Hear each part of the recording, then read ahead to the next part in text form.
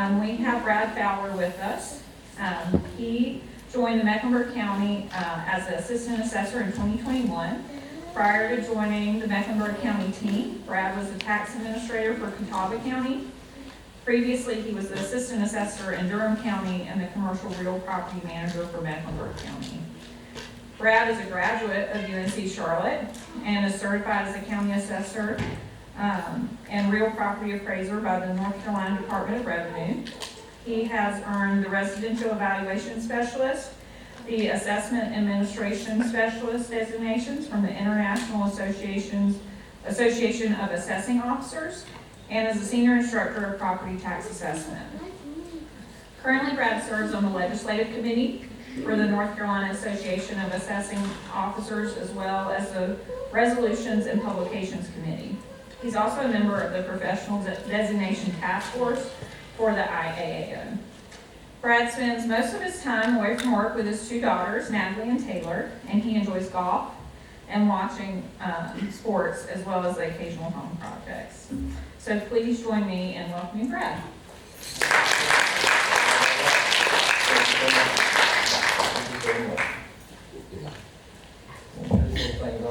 So, all right. So, thank you all for having us here tonight to be part of this. We've been in recent discussions with Habitat over a numerous amount of things, but one of the things that's come out of that is we really wanted to work on our partnership with one another, and this event kind of was spurred from those conversations. So we're certainly glad to be here. As said, my name is Brad Fowler. That bio makes me sound a lot like I've done a lot of stuff, but not really. I just probably do the job. Food was good. The presentation, I can't promise you, but we're going to have fun either way. Hopefully you'll learn a little something in the process. Any questions, as was said, just please hand those in. I'll try to answer anything that you have to the best of my ability. Our county assessor, Ken Joyner, whose name is up here, he was going to give this presentation tonight. He and I kind of split these presentations up, or go in tandem actually to most of them. He is actually upstairs on the 11th floor, and we'll try to get down to join us as soon as possible. We were double booked tonight, so he took a meeting with the city and I took this meeting, and so hopefully he will be here as well later in the program. So tonight we're here to talk about the 2023 revaluation for Mecklenburg County. Kind of explain through the process and what it all looks like and where we're at in it now, and some other good items. The first thing that we get asked majority of the time is, why do you conduct a revaluation? North Carolina General Statute 105-286 tells us that all counties in North Carolina must conduct a revaluation at least once every 8 years. Mecklenburg County has elected to advance that cycle to a 4-year cycle. The reason that has been done is so that our values and assessments will stay closer to one another. It also allows us to do events like this and keep the public obviously more engaged in the process. And it reduces the likelihood of the large market increases that you would see over an 8-year period. So if you think back to 2011, when we did a revaluation, and then in 2019, there was a very big difference in value during that time. And so you saw a very large increase. Now with that said, over the last couple years, we have seen a very large increase. But typically, obviously, you would see more over an 8-year cycle than you would a 4-year cycle. So we're just trying to mitigate that the best we can by shortening that cycle.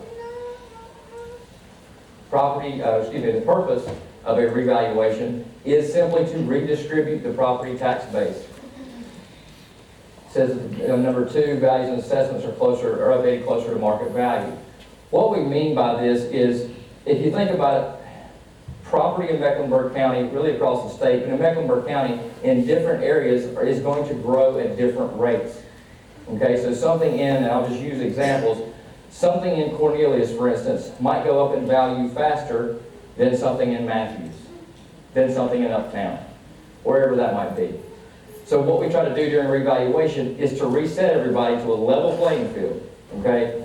We use the term, and you hear the term a lot, trying to make sure that everyone is paying their fair share.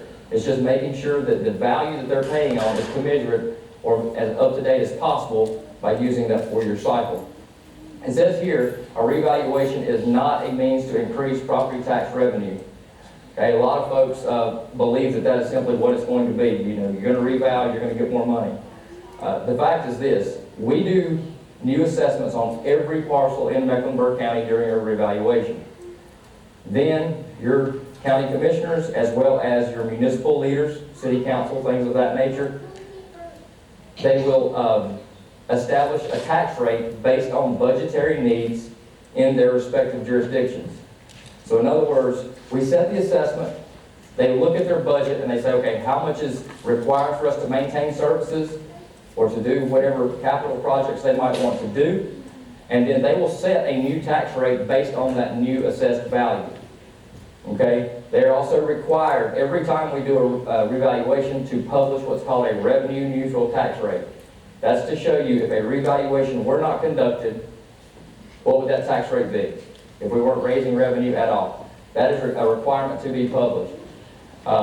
Last time that we had a reappraisal, both the city and the county, the values went up significantly in 2019, and both the city and the county dropped their rates significantly. The county was just slightly above revenue neutral. The city was at revenue neutral, if I remember correctly. So those changes occur. So it's not necessary that you would see an increase in your bill. Is your assessment going to go up? I can almost assure you of that. I think everyone is aware at this point what property values in Mecklenburg County have done over the last year or so.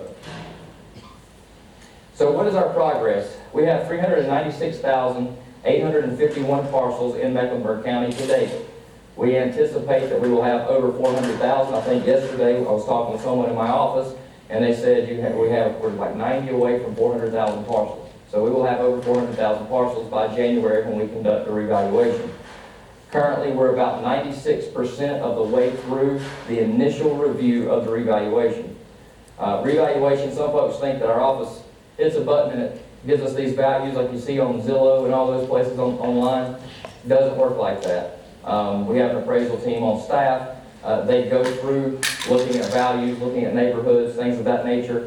And then over this last 6 months of the year, this year, we'll make one more pass through all these properties again. Okay, just getting it to the most current market level that we can. This is a map that shows you the progress that's been made. Everything in blue on the map is residential progress that's been completed. Everything that you see in red on the map is commercial progress that's been completed. Anything in white or gray there is the things that we have not done yet in that initial review process. Most everything is colored in at this point. We do have, you can see uptown is still, there's a lot of white and gray there. That is a lot of commercial properties that we have not done yet in downtown. The median sales price for Mecklenburg County, and that number continues to go up, currently is $410,883. And for me personally, outside of the tax department, that number scares me. That is a big number, but that is the median sales price that our office has seen in recent years. It says below that median sales ratio of 99.6%. That sounds like a fancy term, but all it really means is our values, where we're establishing values, are at 99.6% of the market value of the homes. We're required by law to be as close to 100% as we can be. So that's, as far as from a statistical standpoint, that is a very good number for our office. So we're proud of that. A couple of important things that we have to consider when we value properties. The first one is neighborhood delineation. Probably one of the most important parts of the process for our office. Neighborhood delineation is just simply where we break the county down into neighborhoods. Okay, there are a little over 3,000 residential neighborhoods in Mecklenburg County that we have established. Those neighborhoods give us that market area, so we're comparing like properties in like areas. Okay, we don't want to compare a home in Uptown to a home in Huntersville. You know, we just don't. I mean, it doesn't really make logic, right? So this is the way that we do that. It's just by breaking the county down. The term sounds fancy once again, but it's really not. The other important consideration when we're valuing property is obviously sales of property within Mecklenburg County. You can see here, over the last several years, we've had around 25,000 sales. 2021 was a little bit of an exception. We ended up with 27,000 and change. And we're kind of on pace again. We're looking around at 25 to 26,000 currently for this year. So ample sales data for us to be able to value properties within the county. A our Citizens Review Committee. So the Board of County Commissioners thought it was important that we have an independent committee of folks just like you all, who come in and evaluate what our office does, okay? So every time we do a reevaluation now, we engage this committee. It's a 9-member panel, says highly qualified group of individuals, and they certainly are, from various backgrounds and professions. We did start with them in March of this past year. Their purpose, once again, is to review everything that we do. They look at everything from mailings that we send out to processes, statistical analysis that we do, our schedule of values. They monitor our progress, and ultimately they report back to the Board of County Commissioners on any conclusions, whether that's good or bad. They give us insight into a lot of things. This group, I've served on committees in my profession at times where the committee really didn't do a whole lot. This is not that committee. These folks do a lot of work.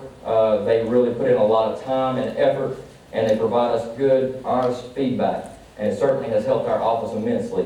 They think about things sometimes that we don't think about. And so we're certainly glad that we have them.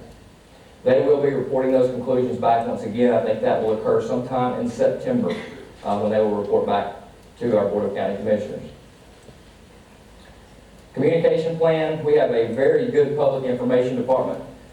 Kay Timbo with our public information, he helps set up a lot of these meetings, really good guy. But some other good folks in there, they help us with everything in this communication plan, from our website branding, speaking engagements like tonight, brochures. I've got some brochures with me, if anyone would like one. That is a copy of the brochure that we have.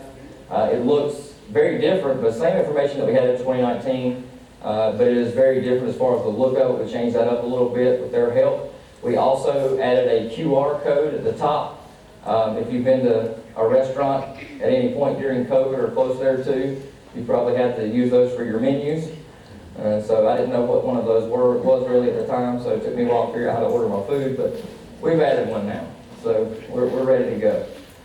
When you go to use that QR code, you're able to go directly to our website, okay? It just takes you as a direct link there, so you don't have to go search for that or remember that website. We are engaged in a very big push for community engagement in our office, and by the way that we do that primarily, obviously, is to going out and speaking engagements. We started our speaking engagements late last year, September, to be exact. We started our first speaking engagement, and we have only grown in that effort. You can see they just keep clicking up and up and up. And I think I added 6 more to this list today. So Ken and I are on the road at least 2 or 3 times a week, whether it's nights, or sometimes during the day. We have some morning meetings and get a breakfast out of that every now and then, so that's good. But yeah, a lot of meetings, and we get some really good feedback. I was talking with someone earlier in this group, and just about that the community meetings is valuable for our community, but it's also valuable for our office. It's also valuable for us to hear some of the concerns. We put this slide in.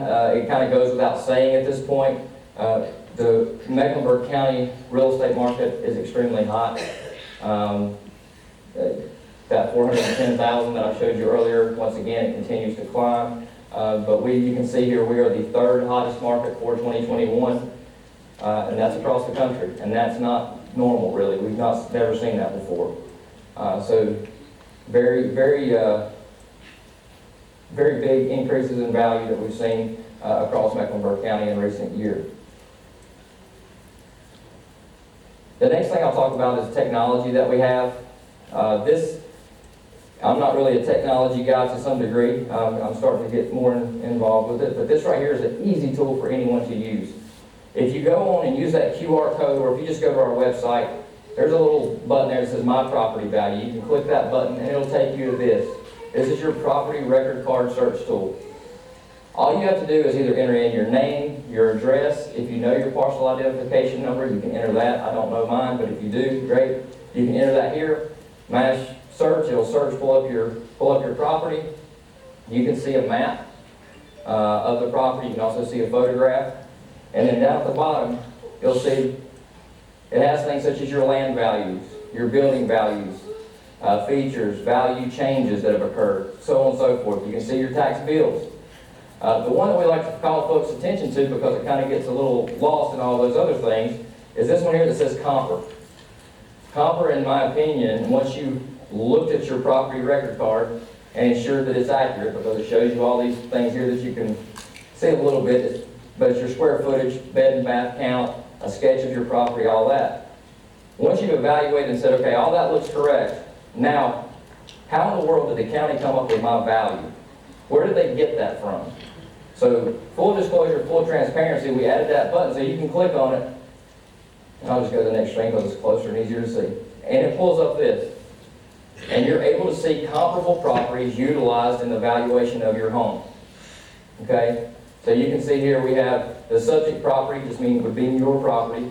And then beside that is two properties that were utilized in the valuation of that. Similar square footage, you can see from the map, very similar location, beds and bath counts, similar, all those things. And so it just gives you an idea, as a property taxpayer here in Mecklenburg County, where did this come from? Was this, is this the right number?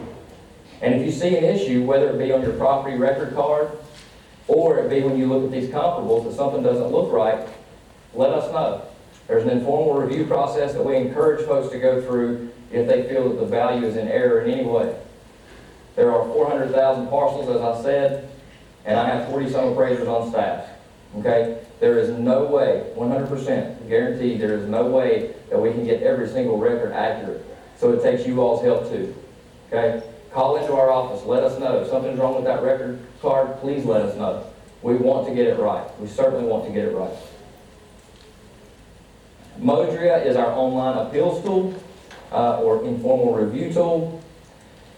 It's currently down. We took it down following the last revaluation. We will be bringing it back up very shortly here in the fall. We're just making some enhancements, and those enhancements really aren't public facing. They're more for us internally to make things kind of a little bit easier. Works great. You're able to file an informal review request, or an appeal, some people call it, an informal review request, and then you have the ability to send documents, chat back and forth with an appraiser, and get a quicker response that way in a lot of ways.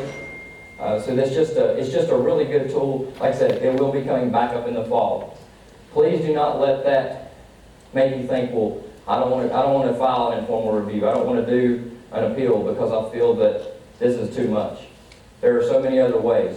Okay, you can simply fill out the form that's associated with your new assessed value when it comes to you in the mail. Okay, that's one way you can do it.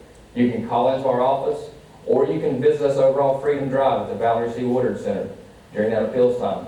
We are there. We want, if something is wrong, if you feel that something's in error, we want to know. Okay, we're there to try to help you all through this as much as possible.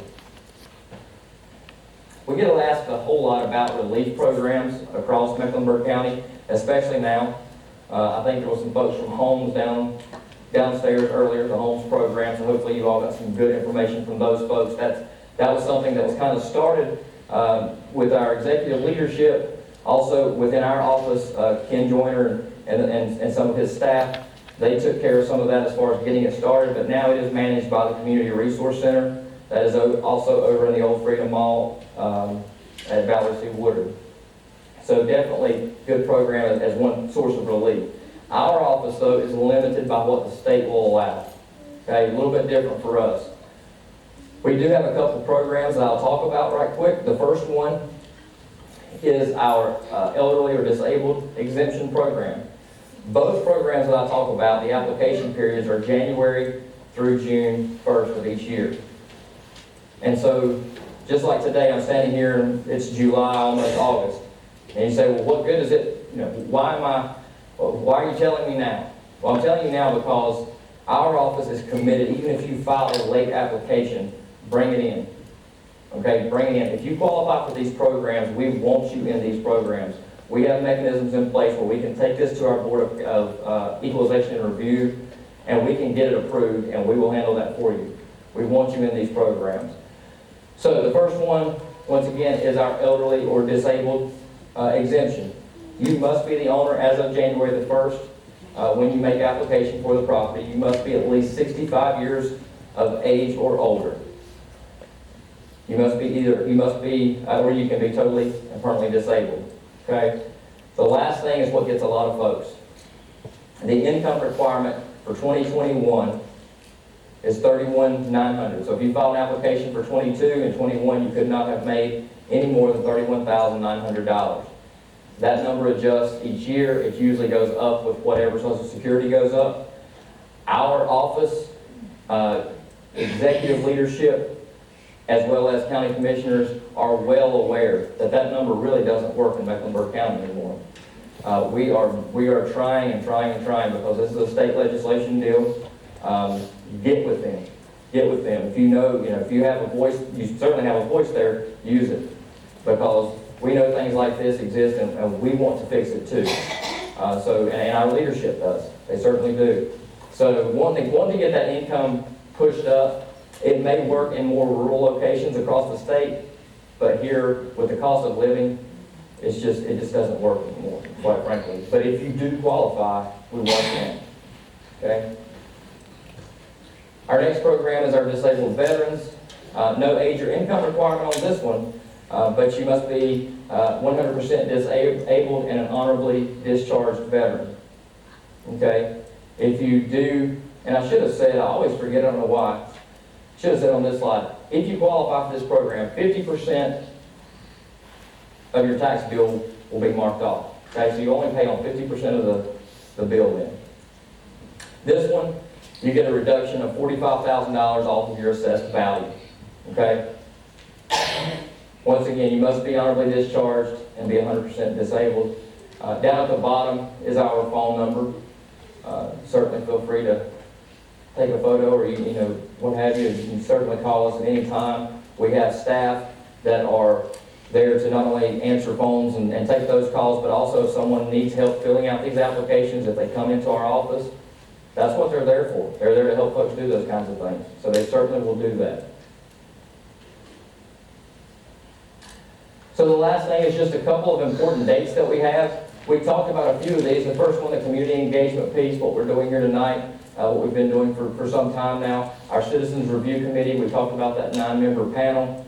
We will be finalizing values in December of this year. Okay? Once they're finalized, then we will send everyone notices in January. We're tentatively looking at January the 23rd, as you can see in the pamphlet that we have. It will be on or around then that we will send out valuation notices to everyone. So you'll know what your new value is. I encourage you all at that time, really before that time, would be even better, to go to that property record card tool that we have online. Look and make sure that what's on there is right. Make sure that we don't have your house listed at 2,000 square feet and it's really only 1,000 square feet. Okay? Things happen, so definitely let us know. But definitely when you get that notice and see that value, go on there and look and evaluate it. Make sure that it's correct. There will be that informal appeal period that will begin as soon as we mail those notifications out. So if you want to file for an informal appeal or informal review, you can as of January once we send the notices out. That appeals process, we want to make very, very clear when we do these engagements. That appeals process is not a cumbersome process. Okay? If you feel that the value is in error, all you have to do is let us know. We have appraisers on staff who are going to walk with you through that process. We've been to some of these community meetings in which folks have said, well, you've got to have an attorney to do that. No. This is simply a talk between two people on the phone, an appraiser in our office, and whoever is filing that informal review. We want to fix records that are incorrect. If valuations are in error, we want to correct them. So certainly file an appeal if you feel need. May of 2023, our Board of Equalization and Review, which is a more formal process, still no attorney requirement, but is a more formal process in which you have to come before our board. That board will end. So no more new appeals can be accepted. Okay? They will adjourn. No more new appeals will be accepted after May. And then finally, in July of 2023, you'll receive your new tax bill based on your new assessed value. So that's after the new assessment has been put on the property. That's after commission and council have made decisions on tax rates, and then you'll get that new bill that's associated with both of those numbers. So with that, I will take any questions that you all may have.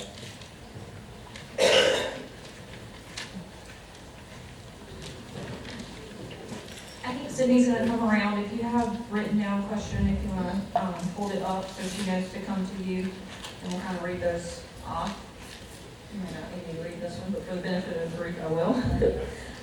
How early and late may a person submit a formal appeal, after revaluation? Yeah, so, good question. So the appeals process starts the day that we mail those notices. So it's gonna be the last week in January. You can file that appeal then. Okay, you will have until our Board of Equalization and Review adjourns, which will be typically towards the end of May. Okay, so you have that whole time to file an appeal. A lot of folks, I would suggest to file for an informal review. There is always the option where you can go just straight to the Board of Equalization and Review if you like. But I personally wouldn't do that. I think it's easier if you just call into our office or send that appeal form back in. Let our appraisal staff work with you. That's what they're there for. We work through a vast majority of appeals within our office before it ever makes it to a Board of Equalization and Review. So basically, January to the end of May, you will have to file an appeal. Good question. Okay, I got a couple of homestead exemption, property tax exemption questions. Just for clarity, they can still fill out an application for that property tax exemption today and have that go through formal review? Yes. Even though the deadline's passed? Yes, yes. Even though the deadline's passed, it's a few more steps, but those steps, we'll work with you on that. We'll go through those steps with you as much as we can for you. So you don't even have to do much of anything other than get that application into us.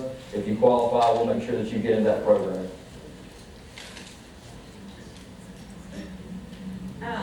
We do have copies of that application downstairs at the resource table, so if you are that individual that asked that question, you should pick one up on your way out and complete it so you can turn it in.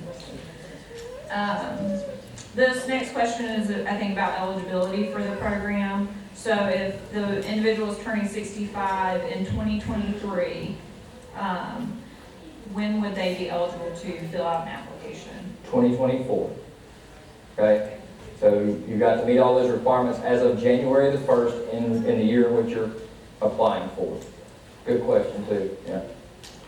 And then Brad, can you tell us the difference between the elderly and disabled exemption, the veteran exemption versus using the circuit breaker tax deferment program? Yeah, so the circuit breaker is a program that we have. The income is a little bit higher, but it's a deferral program.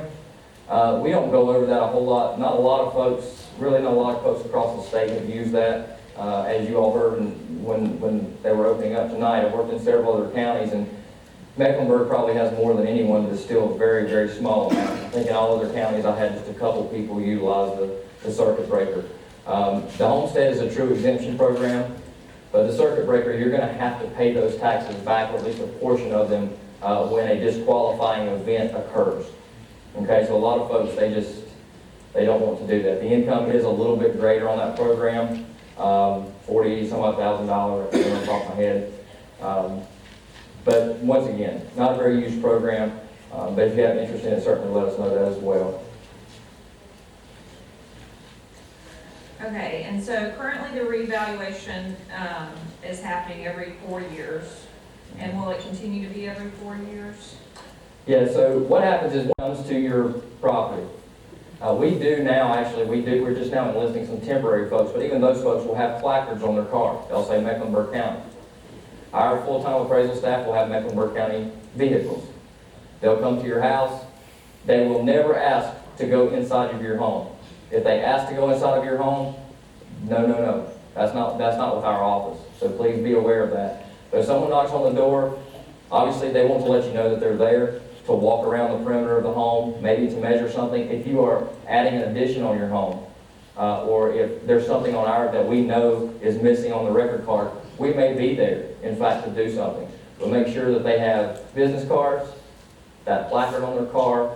Make sure, because we have had instances, I believe it was 2016, 16, I remember standing out in a hot parking lot over at Bob Walton Plaza doing a news interview with Ken Joyner wearing the Mecklenburg County, Olea County attire because we had an issue where someone was going to these homes and saying, I work for the tax department, and they didn't. So yes, they should have some, identification. They'll have a badge with them, just like this at all times. Their business cards, they should be able to provide those to you, and they should have something on their vehicle denoting their Mecklenburg County. If you don't see those three things, tell them to go on back to the house. Okay? That's a good question. Good question. This is kind of a two-part question. Two people asked this. So I think people are wanting to know if you have new construction in your neighborhood or community, how is that impacting older homes? Are new construction homes typically assessed at a higher value than a home that is older in the neighborhood? That's a good question. Yeah, it's a good question. We're getting that question almost at every meeting that we go to because there's a lot of new construction. And the answer is new construction obviously impacts an area, right? Sure it does. Is your home that's been there since 1950, whatever, going to be at the same price per square foot as a big home that they put beside you that's brand new? Absolutely not. Certainly not. There's a lot of things to consider. One of those is the depreciation on your property that wouldn't necessarily be true for that brand new home. So there's going to be a difference. One thing that we have noted, and just being completely candid, that those do in fact affect your land valuation. Okay, so we have a lot of neighborhoods where you ride down the street and you'll see a brick ranch, a vinyl ranch, and then this huge two-story thing that they put up, and then back to those, right? You see that. So we have to evaluate, okay, when does that become the norm? Because those people, a lot of times, those folks that are building those homes, they paid a substantial amount just to tear a house down or just for the dirt. Okay? So there comes a point when that becomes the norm where we have to say, okay, the value of this 1950s brick ranch that's sitting here is predominantly dirt value, whatever the land value is. The home itself is really not worth as much, right? Worth very little to that property.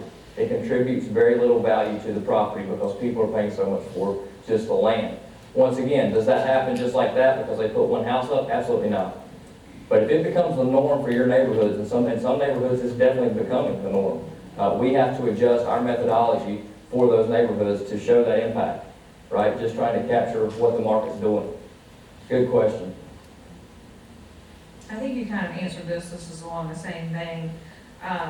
They're asking, I'm going to reframe it a little bit. If they were to sell their house at a much higher rate than what their assessed value is, does that impact the future assessment in their neighborhood for their what would have been their neighbors? Now not neighbors, I would assume, because they left, but Old neighbors. right. Yeah, so we're looking at current sales. And so if it happens before the revaluation, sure, it would have an impact, right?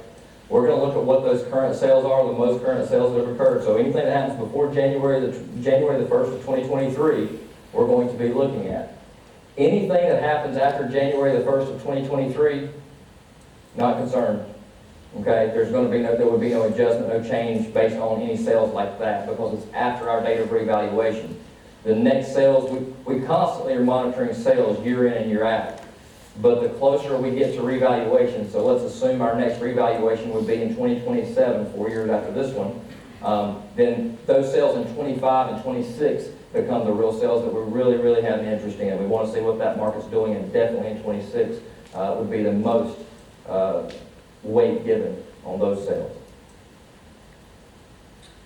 And can you talk a little bit, Brad, about the difference between like an appraisal value that you get from a realtor or a bank versus the assessed value that we're talking about? Yeah, that's a good question. A lot of folks in 2004, before I started in this business, I always assumed that my tax value had to be less than what my home was worth. That was what I was always told. Your tax value is going to be about 10 to 15% less than what your home is worth. That can be true. But during a revaluation year, your market value, so the assessed value of your home, should be very consistent with your market value. Now what happens over time is we do a revaluation in 2023. and your value is at 100%. So let's say, easy numbers, the home's worth $100,000 and we put $100,000 assessed value on it. Okay, that assessed value remains, if you don't do anything to that home, in other words, you don't have some big addition or anything, that assessed value remains in place for the next 4 years. Your property value, in fact, may be going up at that time, and you have someone come out and appraise it, well, certainly there's going to be a difference in what they appraise because they're looking at it as the date that they come out there. We looked at it way back here. So there is a difference then. But during a revaluation year, you should line up market value and your assessed value should be very much the same. I showed the slide earlier where we were at 99.6%. That's what we're talking about. That market value and assessed value is about the same. So another good question. And you just kind of touched on this, but can you talk about how home improvement projects could impact that assessed value? Are we only talking about exterior improvements that can visually be seen versus I upgraded my bathroom? Yeah. So we get permits on nearly everything. So you file for a permit at the inspection office, and we get those permits. Our appraisal staff, then we have a new construction team, we call them, our annual new construction team. They will go out and visit you. That's when they'll knock on the door, right? And they're going to, if it's a new addition on the home, they're going to measure it off. If the house, let's say, didn't have air conditioning before and you've added air conditioning, then we're going to capture that. Minor updates typically don't really impact a whole lot, so you wouldn't see a change, but you certainly can. So if you make renovations to the home in any way, you'll probably get a visit from our office, and just, you know, they're going to ask you not only about what you've done, but also what's kind of some of those attributes that we talked about. What is the approximate square footage, the bed and bath count? They should be asking you those questions just to make sure that we got it right to start with. Okay? If someone were to fall behind on their taxes, at what point does that go into default? Yeah, so first of all, I work for the tax assessor's office. The tax collector's office is a little bit different. I would rather them answer that question. Brad's not the bad guy, that's what he said. That's right, yeah. I'm only half bad, right? There's the other half. No, but they do work with you is all I can tell you.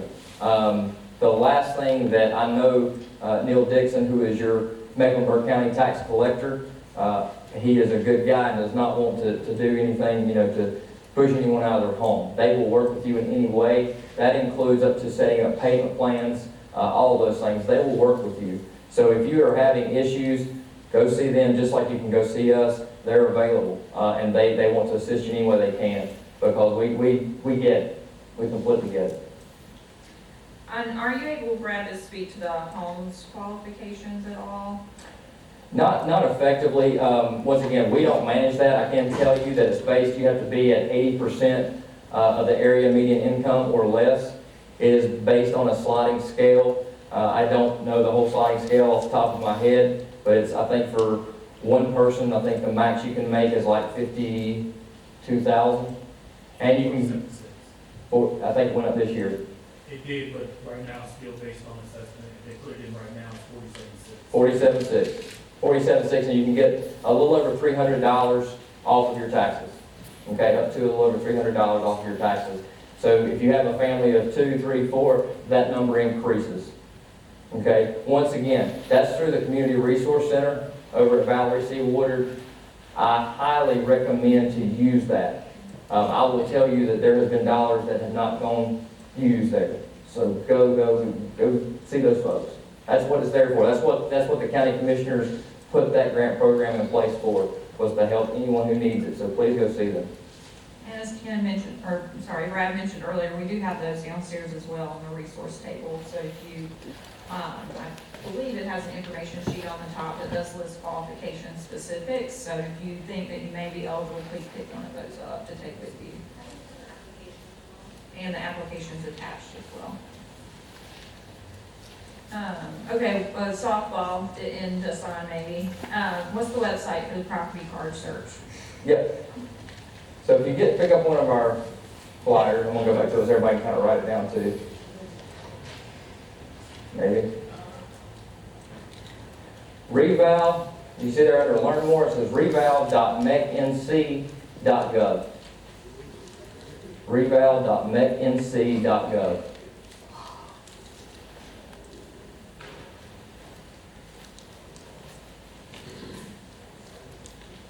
That website is constantly updated. I can also tell you that this presentation that you've seen tonight, every month we update this presentation. So those numbers that you saw, they will change. Every month I have to send in a new thing to our public information, and they put it on the website. So you can see the whole presentation right there as well, and go back through tonight. Not that you want to relive all this, but if you do, it's there. You can share it with other folks. Yeah.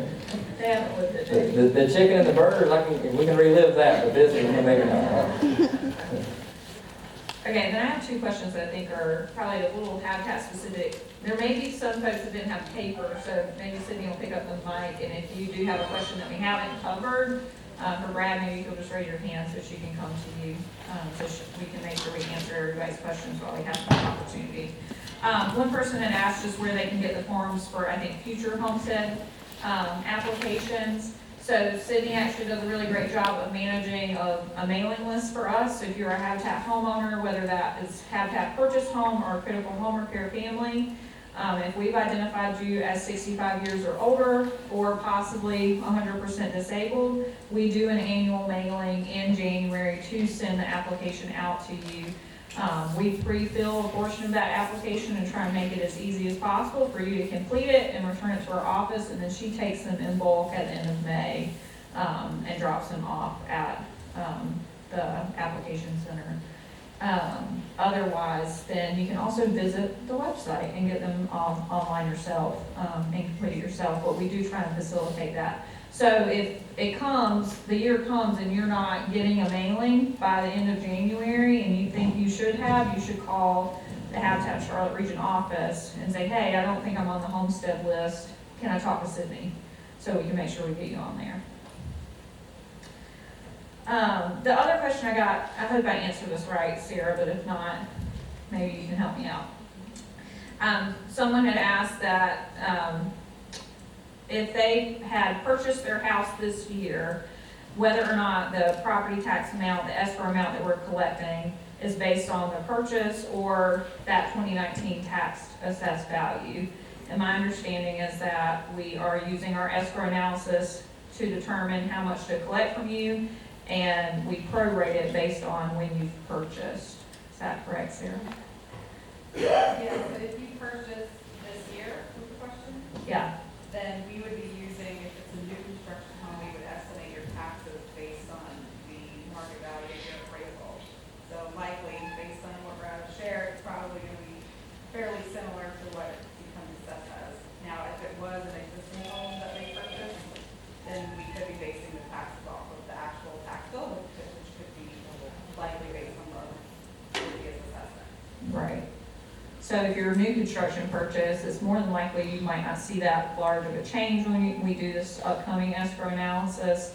But if you purchase something that was an existing home, you should expect a change that is in line with the revaluation.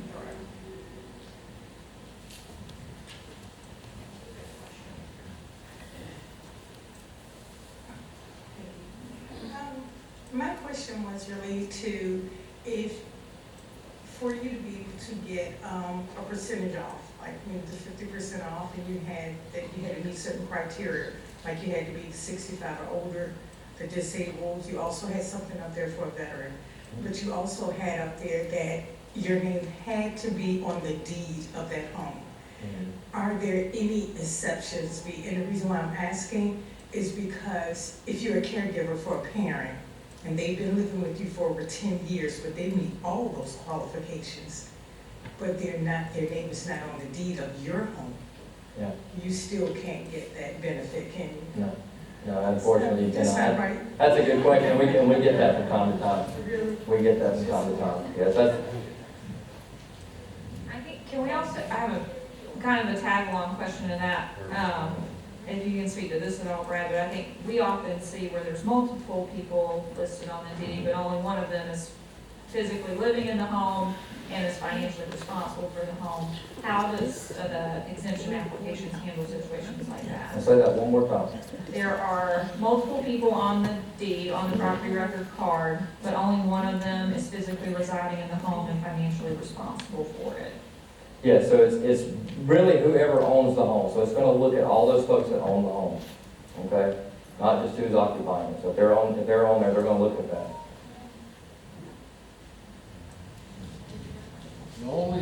exception would be is if they own each, if there's 25%, I believe that they can get the exclusion on their 25%.